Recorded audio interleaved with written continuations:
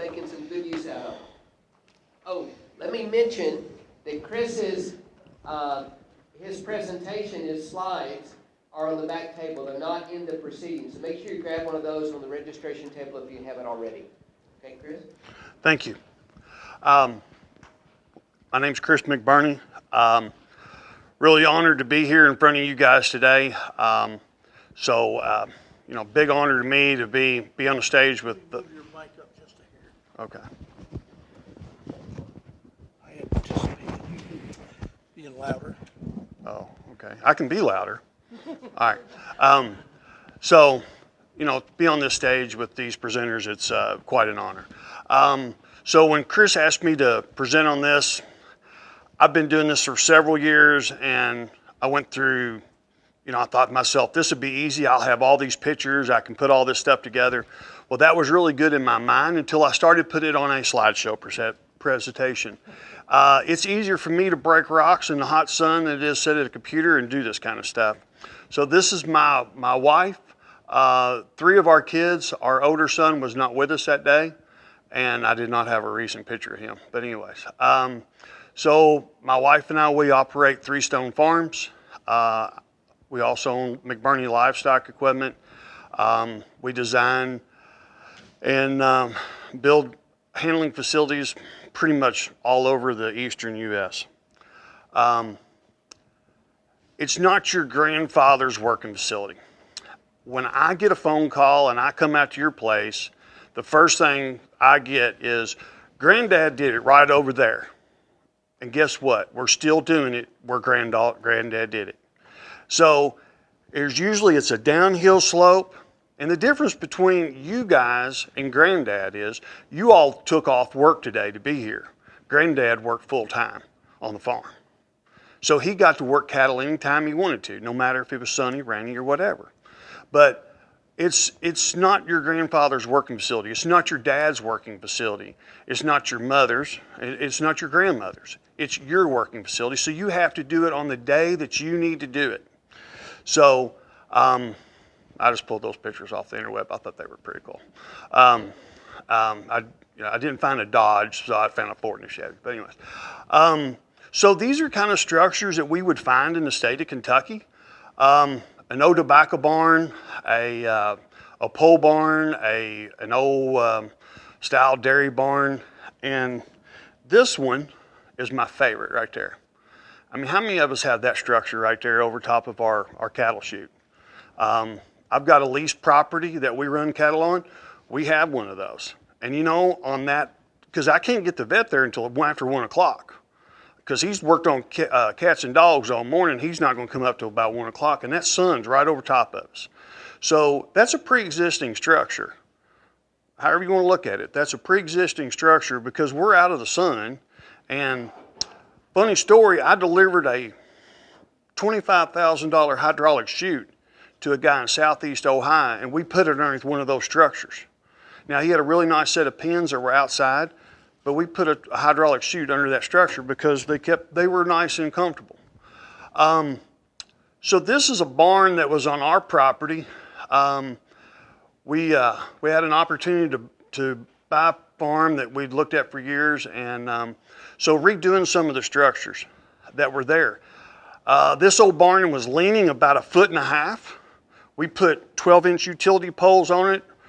I straightened it back up. We got everything. We put new footings underneath of it. We got a new foundation. And the reason it was falling over is because they let cattle run in it all the time. I mean, they just wore the foundation out. I mean, and they rubbed on the post, and it was leaning. I straightened it up. So I figured I saved myself about $60,000 by straightening this structure up. All these wood beams inside were all rotten.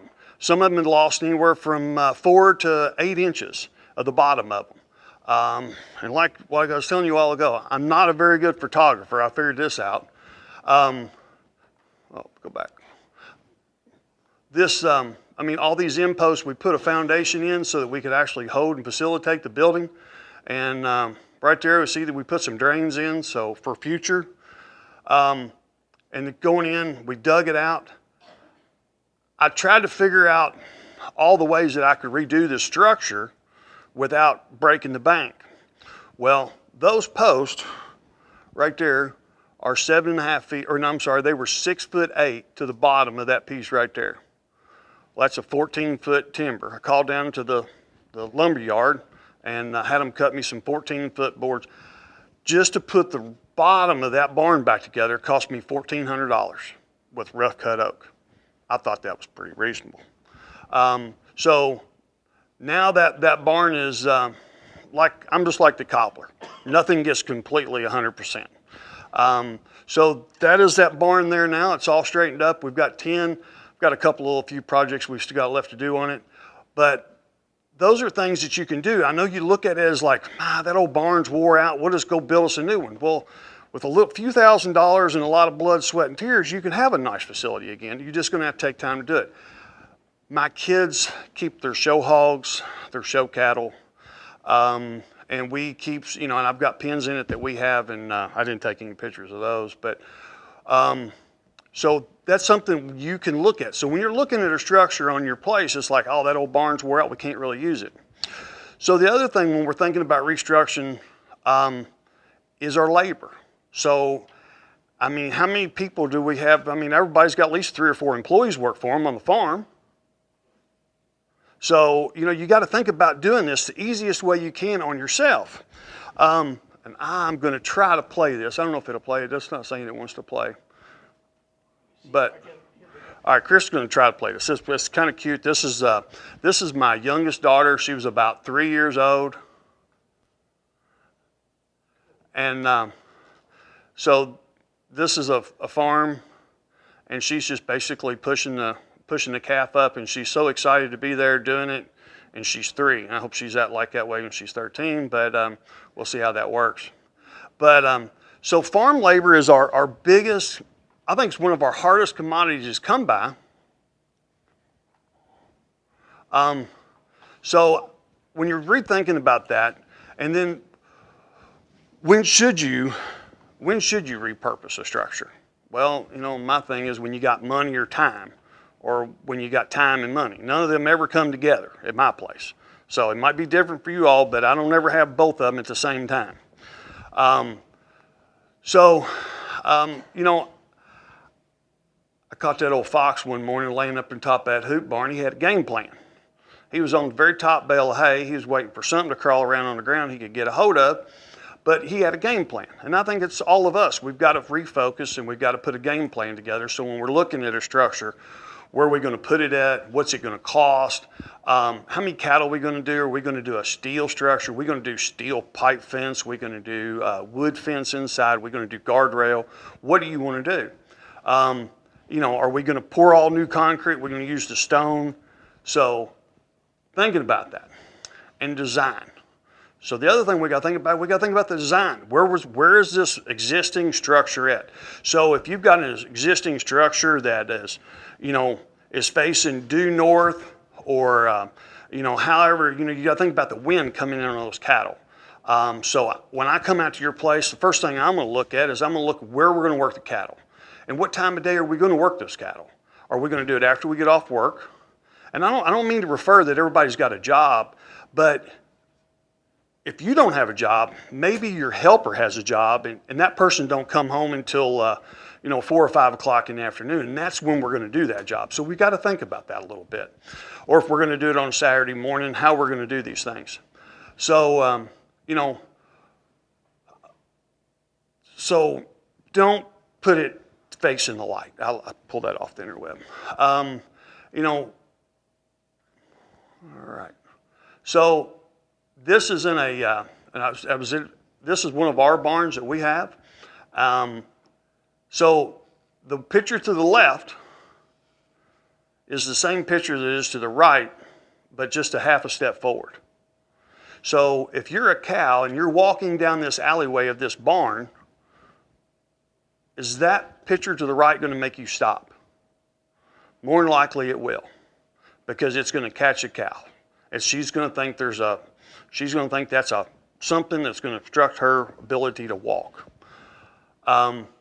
These little stripes on the ground right here, once again, this is my barn. So this is another tobacco barn. We got light coming through. You know, these strips across the ground are going to hinder cattle from going out. It hinders me loading cattle out to this day.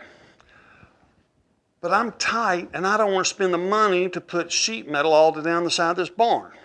And I could go out and put some little strips over it, but here again, I mean, there's other things to be done that I don't have time to do that. So this is a tobacco barn, and one of the things that I find biggest challenges on doing some of these tobacco barns is you've got a post every 12 feet. Well, can you spread a board every 12 feet and make it hold? I don't have very good luck doing it. You can do a portable panel, you can order some custom panels in between. But on this, I went to a gentleman outside of Versailles, and he rebuilds a lot of fence. So he had a bunch of 9-foot used posts that he pulled up. We come in and we dug those. We put those on about 4.5, 5-foot centers. And then we put 1x6 oak inside this barn. And on the pin side here, we're at 6 rails. On the other side, we're 5. But we double them up, so we got plenty of pressure. So if we do have cattle, rowdy cattle or whatever, going in that barn, we can do that. Back here, we have a water source in that pen. And I'm not going to beat on anybody's water stories. That's the worst decision I made in that pen, that big water. Now, at my company, we sell waters. Somebody ordered that water, or let me say it this way. I hit the wrong button when I ordered that water. That thing's got 35 gallons of water in it. So you know what happens when the coons crap in it and all the other critters that want to mess in it? I got 35 gallons of water on the ground right there. Horrible idea. So when you're thinking about doing your water inside your structure, you need to do 2 things. You need a negative drain that's going to go out underneath that water and drain out daylight drain somewhere, or have a minimum amount of water in there for just a few cattle to drink while they're in that pen. So, all right. Latching. So latches, you know, in a barn, I think are, in any kind of structure that you're doing, you know, Lincoln's doing a good job there with that chain latch. He's manipulating, he's getting it done. But in a situation where you're sorting cattle, moving cattle through, I want a nice sliding pen or some kind of latch, you know, some kind of that's easy to manipulate, that you're not having to actually facilitate. Because if you've got somebody breathing down your backside as you're trying to get through this gate, you know, they're going to outweigh you probably 3 to 1. So, all right. So this barn, we've got a chain. I'm going to tell an oxymoron here on myself. And I got a chain over on this side because it's just too far to strike a latch, okay? It just didn't work that way. So on this, instead of specially ordering gates, we just kind of offset a post, put a post over here on the side to give us a little bit more reach over here so we could use a 10-foot gate. And I'm going to talk about the tubs and the bud boxes and the bud tubs and all the other practical ways of working and moving cattle. And we're going to show them how we can put them in barns here in a second. But I was going to use this as a combo slide. So right here, this gate, we open this gate to here, and we funnel cattle out of this pen. They come around. So this barn, to give you an idea how big it is, we can put about 150,000 pounds of beef in this barn. That's about 150 1,000-pound Holstein steers. I've got a loadout chute right out here. The truck will be sitting out there. This loadout alley is probably about 25, 30 feet. We bring this gate around. Now we've got a Y system. And the Y system's been around for years. I like a long alleyway when I'm loading cattle because I want enough so when that guy calls he wants 10 in the nose, we can put 10 cattle up top, 5 in the nose, so we can draft those. Where we slow down is even when we're loading the belly of a pot, we'll only put somewhere 19 to 21 in the belly. So what we'll do is we'll actually send those in 2 different groups because we've got enough room here that we can send 10 cattle at one time, and they flow in the truck. They follow one another. It's a very easy system. Now, anybody mess with Holsteins in here? You can be honest. It's all right. It's okay. All right? They're the mentally challenged of the critters, okay? So, yes, there's always 2 that try to go through that at the same time. So, you know, it's okay. It's all right to say you've worked with Holsteins. So that's your Y system. This system, this is where a lot of systems start out for me. This gentleman, they bought a farm. They had this really, really nice steel wood / building slick concrete floor. It was really not designed for cattle working facility, but they wanted to turn it into one. So we did. So I sit down and got my draft paper out. We drew it all up. We got them a price, and that's what it looks like after we got done. We've got some larger pins over here. So we made the alleyway standard gates. These pins over here, these are special made panels for certain lengths to fill in those spots. And then you've got a nice alleyway, you've got a nice pins. If you notice, this floor is just slick. We got a company to come in and spray a rubber adhesive floor down. It was pricey. And I didn't really ever know what the final figure was. That was not my part of the deal, but it was pricey. We talked about grooving it, getting one of those companies come in and groove the concrete, but they wanted to do the rubber adhesive so they didn't have to clean up as much either. So you could use sand. There's other products you can use, but here again, we're repurposing a building the gentleman had on the place. And I did not have, no, I did. All right. But over here we put a hydraulic turret gate, a 10-foot alleyway, and a chute. And so those cattle basically fed down through this area into this. Let me go, I lost my bearing here. And go back in here. So with the hydraulic turret gate, you lock the cattle in, and the way it traverses and travels through, you're not always having to come back and reset the tub. The tub tour recycles back through, circles, pushes the cattle down through the alleyway. So you're not having to put a lot of man pressure in this area. Once you put the cattle in this area, they're kind of watching their friends follow through. And then you basically take this gate. When it comes here, you can traverse the gate back. Rotate the gate back and then traverse it through, push the next cattle through. And I can go over that with you a little bit. So the next thing that I have a lot of problem with is when, and not really, it's not a problem, but it's, you know, when I show up, or when we first visit on the phone, or I'm visiting with the customer, you know, first thing I'm gonna ask you is, what's your budget? Well, the guy, they always clam up.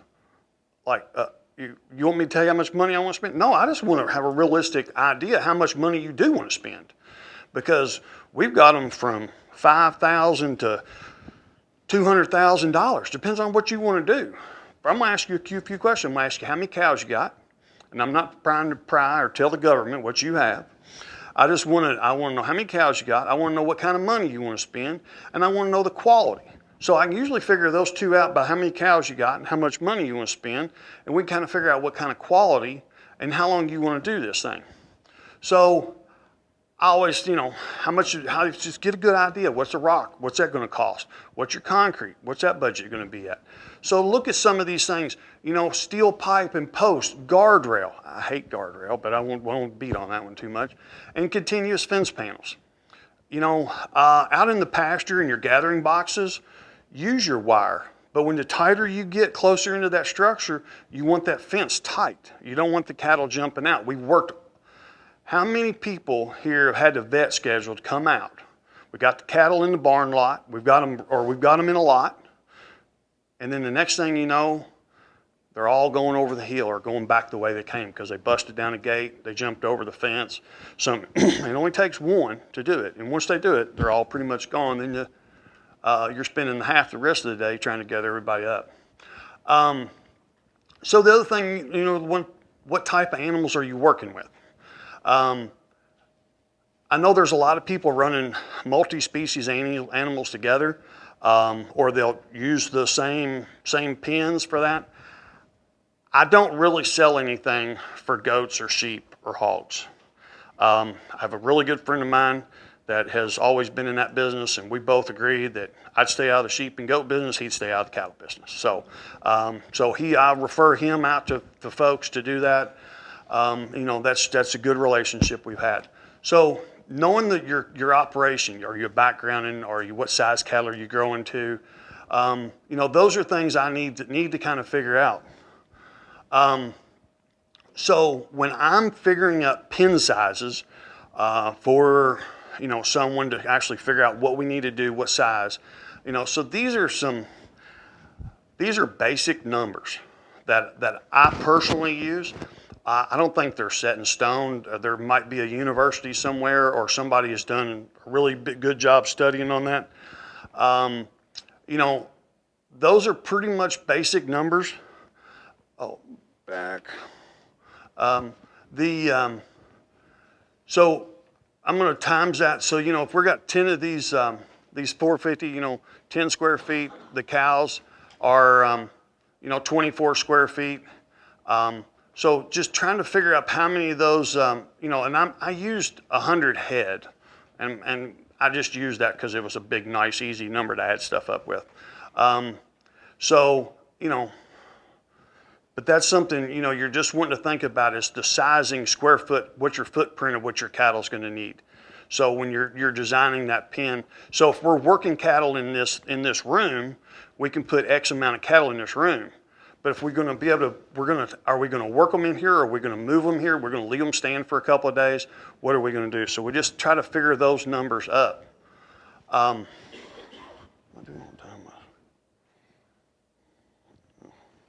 right. So we stop. Now we've kind of got our numbers. We know how big we want stuff. We know how many cows we're going to run. So now let's just try to figure out what are we going to do? So we've got this barn on our farm, and it's right over that little crest. Is this going to be a good place to put that? Is that going to be a good place to put that working facility without spending a lot of money on putting a road in there? I don't think it. I mean, if that's where it's going to be at, but we got to build our infrastructure in to get that there. So I just pulled this one off of the interweb. So it looks like there's 1, 2. That might be a house. That's a barn right there. So, trying to figure out where would the location we'd want to put these, repurposing these structures here, where would we want to use this? That looks like it's pretty cool, got a little place off the road, but you're going to have to bring all your cattle back up to the front. Here, by changing just a couple of fences, we can, if this is structure here, we could utilize that structure. And I'll kind of like the water tanks there as well, but we got some area there that we can just, we could remove some fence, build us a set of pins right there, and be able to redo that structure. I like that one right there. If I was going to buy a farm or whatever, that barn right there would be awesome. Look at that nice road come in, it's already there. And intentional grazing, let's just say there's a 500 acres or whatever, 100 acres there, you could have a nice structure there. You could put a nice working facility in there, move those cattle around, have some out pens. That's just, I thought that was if we're sitting here in a dream world, that would be pretty cool. And that might be your place at home. Maybe you've got that equipment shed barn that you've always looked at and you've walked by it. I had a guy call me the other day and he said, hey, Chris, I want you to come look at this barn and get there. It's one of those 9-bent tobacco barns, got the driveways all the way through it that I would have loved having as a kid hanging tobacco. It was just phenomenal. He goes, I want to put these gates in, we're going to do this. And they're a purebred Angus outfit, and they're wanting to make some nice reproductive heifers. And he goes, we want these pens and all this stuff. Well, as I drove in, I noticed this really nice, like 56 by 72, let's call it an equipment shed or like a commodity storage barn or whatever. And then when it was built, it was actually, they built it to put ear corn in when they built this structure that I'm speaking of. It's like, I think it was 56 by 72, big heavy duty walls built up inside of it. I drove in, I looked at that, and then I go down and look at this tobacco barn, and we're gonna have to, there's not 2 posts in this thing that are the same. And nothing against these guys, but they're cow people, and then they also have a business off site. So they're having to figure out, what are we gonna do? So I I'm sitting there looking at the barn, I'm kind of getting some ideas, and I go back and I look at this other barn. I walk in there, I'm looking, and I said, man, this would be so simple. We could make some 10 by 10 stall pens in there out of a modular made panel. We'd come off the wall. They could come out of here. They could go to a wash rack. They could, cut a little bit of concrete. It was already all concreted. They could scratch the floor up. I figured that barn up, it was going to be about $80,000 to put a set of pins and gates in that tobacco barn. Well, by using that other structure, when I got done figuring that, now they're going to have to scratch their concrete. They're going to have to put some drains in. There'll be some expense for them. But I mean, we were, I think, like $48,000 to put a set of modular panels that when they get done, they sell out in 7 years or whatever. They'll have a modular panel that they could sell. They could group and sell them panels and make some of their money back. Anything that we did in that tobacco barn, you're not going to get that money back. Any wood or anything that you cut, that's a permanent structure. You might be able to take some gates out and sell them, but that whole system you could. And the other nice thing about that, the other building I'm speaking of, is you could basically go in, pull all that up, take it, sit it outside, bring your skid steer and clean all of it up, desanitize the barn, desanitize the panels, put them all back in. So it's time to do a little inventory. So we've got a tobacco barn, or we've got some kind of structure on the farm. I know everybody in here has got a pile of panels and a pile of gates somewhere that you can reutilize. So it's time to do an inventory, what you got. So are you going to use your existing sweep tub? Are you going to use your, do you have a sweep tub you bought at a sale? Is there part of it there? So what's there? Are you going to use your old chute? You're going to buy a new one. Working alleys. Do we want a single alleyway? Do we want a twin alleyway? Do we want a box? Do we want a tub? What is a box? What is a tub? How can we get those in there? Are we going to use a scale? Are we going to do it underneath the chute? Are we going to have a group scale so we can weigh a bunch of animals?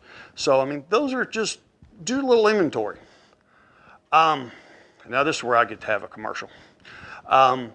So a lot of times I do these meetings, it's late at night, I'm driving home. So I think constantly about ways that I can improve our products that we have out there.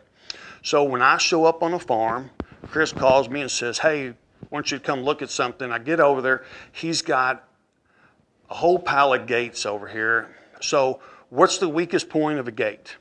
The hinge. So they do a great job. They weld the half clip at the bottom, and then they give you another bolt-on clip here at the top, and you put it on there, and it works really good the first day until the big cow runs into it. So Dr. Gill back here, he's out of Texas. He knows what a feedlot gate looks like. They got a drop-in pin. So right here, so I invented this thing. It's called a forever hinge. So it's basically, you got a solid pin that goes in. It's welded. You're encompassing the horizontal and vertical bar of the gate. This unit actually welds onto a post. We've got them where they thread in as well. So it is called the forever hinge. We build them on our farm. There's some of the parts and pieces we put together. There's my child labor laws are working over there. And so we actually build these. That was one good thing that come out of COVID for me, was the forever hinge. So I can take a gate that is no longer usable because, once that top hinge bends or twists, you've got two options. You can move it down or you can move it up, but it'll never mount there where it was. So with the forever hinge, we can take a gate that you already own, and I sold a bunch to a gentleman. He had a bunch of 7-bar corral panels that the feet had rusted off of, and they were all 12 feet long. He took those forever hinges, bolted them on there. Now he's got a bunch of really nice heavy-duty 12-foot gates. Then after he cut the bottoms off of them. So, something that, we're repurposing, we're reutilizing stuff that you got on the farm. I'll go back. So in a tobacco barn, there's usually a post every 12 to 14 feet. So a tub works really nice. Fitting in some of those areas, you're going to have some dead spots. And sometimes we have to think about folding those, moving them around, and repurposing those areas. And that's going to be your big thing about a tub. Leading up to the tub could be an issue. Where's the chute going to end up? You use a lot of space in a tub inside of a barn. I will tell you right up, you're going to lose a lot of space in it. The bud box. I get more phone calls about a bud box, and I might get thrown during it. I'm not trying to throw anybody the bus, and somebody might throw something at me here in a minute. But the bud box is a theory. So, in my opinion, the bud box needs to be, whatever the width of it is, needs to be that ×2 is your length. And you've got to be able to move in, and you've got to be able to put pressure on the cattle to move them around. A bud box works better with a twin alleyway than it does a single alleyway, because you've got a bigger hole for them to find it into. If you're a stocker guy or if you're a cow-calf guy that AIs, a bud box is probably not going to work for you, because after the second trip of going in that bud box, they're not going to want to go down that alleyway because they know what's going to happen. Unless you put a nurser gate right here, and that actually helps. Now you're made a tub. So a tub door to push those animals down through there. Depending on your situation, what you're wanting to do. The bud box has its place. It's very easy to use. And we have one of them at a place on a rented farm that we go gather cattle twice a year. It works really good. I put one in a veterinarian clinic. We had to go back sometime later and take it out because his problem was these sick cattle, they did not want to move through it. And that was one of his issues, that they did not want to move through. So if you don't want to know the truth, don't ask me. I went and looked at this job the other day. Pretty interesting deal. On the outside of this barn, on this side over here, I didn't take any pictures of it, but there's a big grass, if you could just imagine a big grass trap outside, probably maybe 1.5 acres, 2 acres right there. Got a way to get the cattle up here on this side over here. They got some J bunks on the outside on a fence. And so these cattle are going to come through the barn. They're going to walk up this way, and they're going to come in. They're going to go into a panel system. I'll show you a picture of that here just in a second. On this other side, that's already got wood up on this side. We're going to use these existing panels he has here. We're going to bring those up in here and make a holding area so when we're done working the cattle. So some more pictures of those reused, recycled panels we're going to use. This structure here, like I say, it's all solid wood. Once again, it's just an old tobacco barn that somebody took all the tier poles out of. They reinforced it a little bit. So this is that center concrete area. This is coming in from the outside. We're going to put in what we call a 300 panel system. And these gates basically all fold back out of the way. And then the cattle will bring the cattle in. They'll walk up in here. Same kind of idea, that's that bud box. But you're only going to run about 3 or 4 cows from outside in at a time.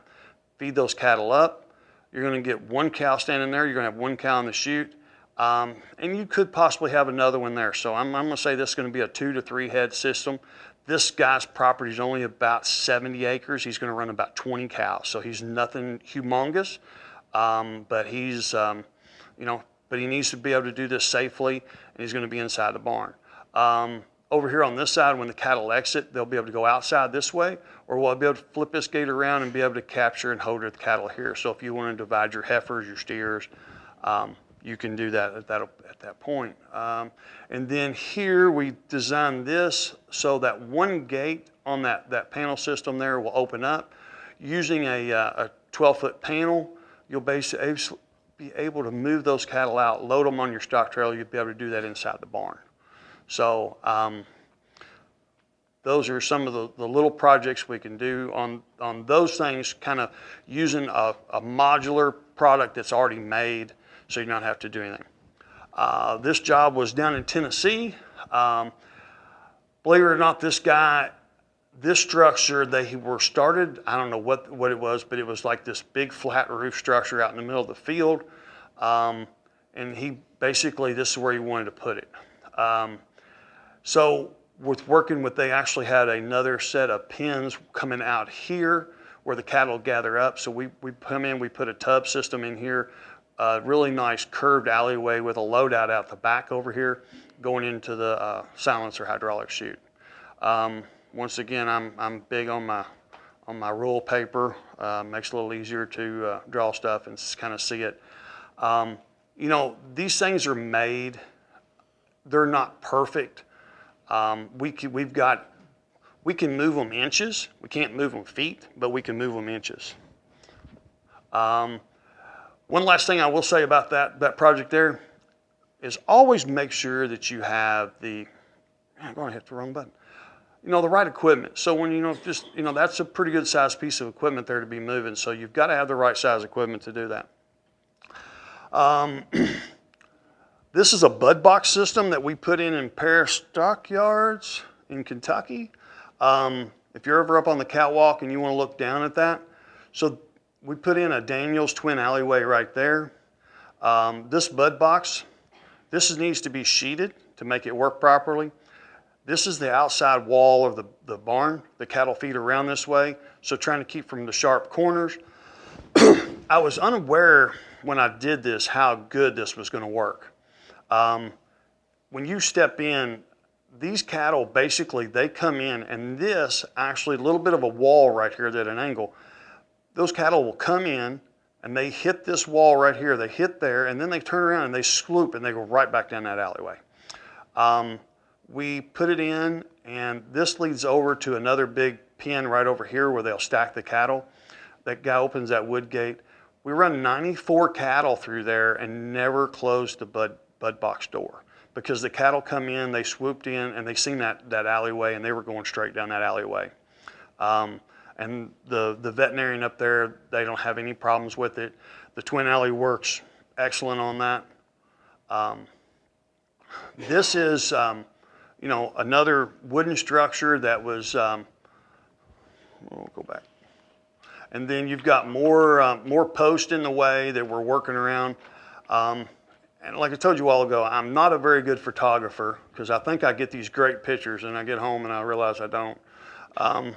So right on the other side of this is a turret gate right there, those handles right there. And right on the other side of that is one of those 6-inch posts right there. We knew that was going to be in the way. And so after we got it put in, they come back in and they put a heavy LVL beam. They plated that together and carried that post across. But we knew that going into it that we couldn't fit it all in between the posts. So every once in a while you do have to manipulate a post around. So that is a hydraulic turret gate system. Let's go back to that one more time. And then the cattle feed through. The cattle come in here. They've got like a double stack alley. Those cattle sweep around and go through a 20-foot alleyway into their stocker chute. This is another curve system. This is a brand new facility, and the reason I'm showing this, they built a barn. They had all their pens built, and I don't know why they didn't think about a working facility, but they called me. It's like, hey, you got a 60 by 60 area. What can we get in there? Okay, what can we get in there? So that's, we went out, we measured some stuff, and we were able to get this to all fit in. So basically a sweep tub, a curved, we've got a load out alleyway there to load out to the trucks, and then a circle system going back into their hydraulic chute. That's all a manual adjustment, so it'll go from 30 down to the 16 inches. This is something we did out of some continuous fence and some feeder panels, you know, feeding hay. We put this in back probably, I don't know when we put that in, back in 2012, 2000. That system worked really good. I put that on a rented farm and at my expense, and they got a divorce, and I had a good enough contract. And the reason I really throw that in there is because I had a good enough contract, all that stuff still belonged to me, and I took it home. So when you're leasing ground, because all of you in here are grazers, you're leasing ground from other folks, make sure you get your stuff back. So that was a really nice, easy way to feed cattle. We actually just pulled it up, took it to another farm. This is a milking parlor. It would be what I think you would call that a double 12. I think that's what they would have called that, or it was a single, I forget what it was, but it was an organic dairy in Southeast Ohio. The gentleman called me up and said, hey, We went over there. They had a bunch of square footage under roof, and we were sitting there looking in it, and I told him, I said, man, the only best place to put this is in this milking parlor. But the problem is, who's been in the milking parlor before? What's in the middle of there where the cows are standing on both sides of you and you're down in a pit, right? I told him, I said, I'd fill that pit up with some gravel and concrete over top of it, and we'll put a working facility right in here. It'd be slick and easy. You got to, on the outside of this barn here, there had a nice alleyway come up. We circled around. We went through a 16-foot alleyway, and, you know, I strive to do the best I can every day. But that was a little tight, just a little. But we got it in there. And, you know, it takes work and planning to get all this stuff done, but we got all that in there. And, you know, customers happy. They love, they go in there and work cattle. Put some fans in there. All that's insulated, so it's cool in the summertime. It's nice and warm in the winter. This guy called me up one day and told me what he wanted, and that post right there, that did not need to be there. But it was a hindrance, but we got him a system. Their livestock barn is on the backside here. They bring the cattle around, they bring them back through. 5 minutes or so. All right, 5 minutes, all right, we're about done. So this is, I was down in South Georgia a couple weeks ago. Young man, they grow vegetables out here. Well, they're going to put all this back into Bermuda grass because they can irrigate over top of it, something we don't have. So they can graze all the time. So he wanted a working facility they could put in this structure. So this was, you know, this is a kind of a fun job, I think. And he wanted to do the hydraulic turret gate system. And so we're going to come in and we're going to have where they can bring cattle in. The cattle will come through this turret gate system and be able to flow. We'll be able to push cattle through. Also have a man walk passage. I think this is a pretty convenient way to do stuff. You know, we don't need to be in with the cattle. One of my great friends out west, he was always talking about, and they used to grow a lot of heifers. And I said, man, how you do such a good job on your heifers? He said, well, that little paddock or little pasture out by the shop there, it's about 100 acres. And I go out there with the cake truck and I get them to follow me around. I'm thinking, my whole farm's 80 acres. And you're talking about 100-acre pasture, and I'm talking my whole farm's. So, you know, everybody thinks about bigger, grander scales. Out west, they work on horseback, you know, wider alleyways. We're working in 10, 12-foot wide spacings. We need the cattle to be able to walk by us, or we need to be able to walk by the cattle without them getting us. So when I designed this, I put a passageway through there. A lot of their cattle are going to have a little tick ear to them down that part of the world, and they're doing a lot of feeder calves, so you don't know what they're going to be getting when they get some of those cattle in. So that's going to be a neat little project. It's undetermined right now, but I think it'll work out. This guy built this brand new structure, and it's you know, this is supposed to be repurposing, but what I don't have a picture of is right outside of this barn is about, I don't know, it's probably 200 by 400 concrete, rough concrete with pins. It's an old dairy down in East Tennessee that we done that. But he's going to utilize those pins to be able to hold his cattle when they get them in. So they do a lot of, this is a veterinarian clinic.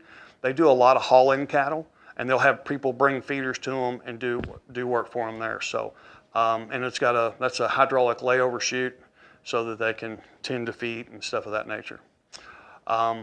We put this in a receiving barn. We sold them that chute about 10 years ago, and they had an old wooden alleyway there. The reason I'm showing this to you, because you know, everything looks like it's going to fit really nice and easy until when I looked at it, that hunk of concrete I did not know was there until they erected all the wood out. And that pushed all that alleyway over about a foot. So that kind of threw my tub over a foot. So I had to kind of manipulate what we were doing. So when you're thinking about modular products or pre-made equipment, you got to think of everything that's going to be there in the way. So worked out good. They really enjoy that system.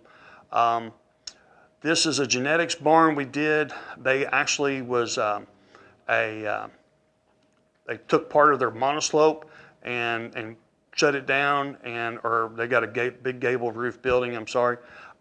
They close part of it off and then make it where they had a working facility inside. Two things I'm going to show you on this. This grooved concrete, I thought that was really nice. It's hard to find, it's really hard to find grooved concrete tools that do a good job. When you groove your concrete, everybody wants to do a big 6-inch wide spacing. Cattle step, they'll slide that 6 inches until they get something solid. So this is a solid, this kind of really makes it easy on the cattle's feet. I took that was a bull float, that was all that was grooved. And one thing that I really enjoy about coming out to everyone's farm is seeing what they've done great, what they've not done great. I thought this was a really, really neat little system there. I mean, it's something you don't see every day. A couple of bent pieces of metal, weld that up for a head rail, keep cattle fed.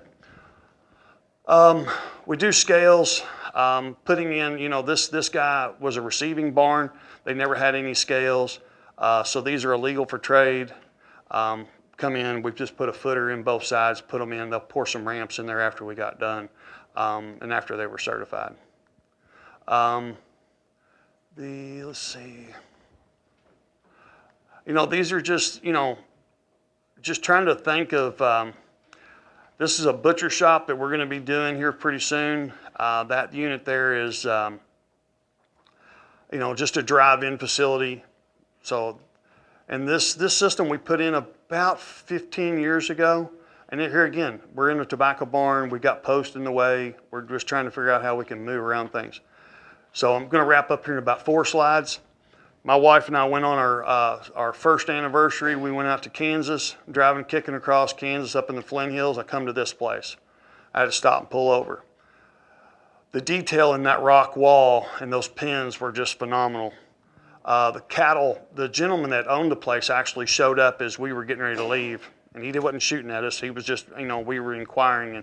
And so that system, he said actually they built it. They've got a couple others like that. They use those rock walls, and he said the cattle flow well in it. It's calm, it's wood, it's steel.